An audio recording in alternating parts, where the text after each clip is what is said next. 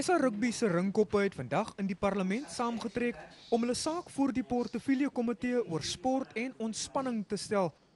Voorsitter het die verrigtinge begin met 'n grap oor die afwesigheid van vroue onder SARU se leierskap.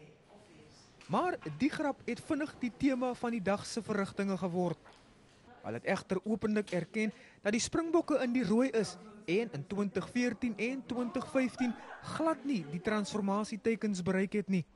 'n Uitlating deur DALP Darren Bergman dat SARU se transformasieplan 'n begrafnispolis is, het heelwat konsternasie veroorsaak. This transformation policy is a funeral policy.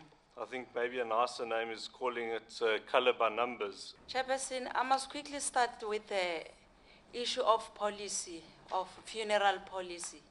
Really, I must say it's an insult, of which means you are dealing with dead people. SARU het breedvoerig gespog met die werk wat hy verrig om vroue rugby in Suid-Afrika te bevorder.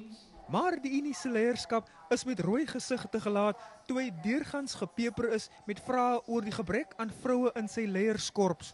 The president is leading team of white males and colors. There's no women. Why at this time? 22 years into democracy. Where are the women?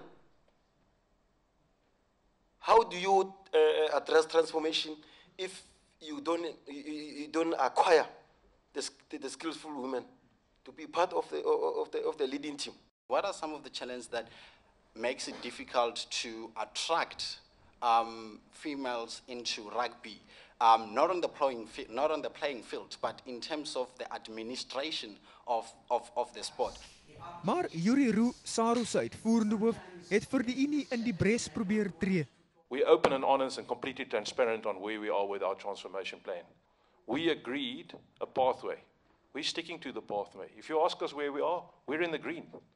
We're getting an 80% mark. Hy het ook SARU se reddingspogings van die OP Rugby Unie aan die komitee uiteengesit. Where we are at the moment, we are not trying to get away from anything in terms of the EP Rugby Union. We're doing everything to assist them, like we did with Border when they were in trouble 2 years ago. Intussen het die komitee Alistair Coetzee se aanstelling as die nuwe bokafrigter verwelkom en Suid-Afrikaners gevra om hom te ondersteun. Percival Young, Unis Parlement.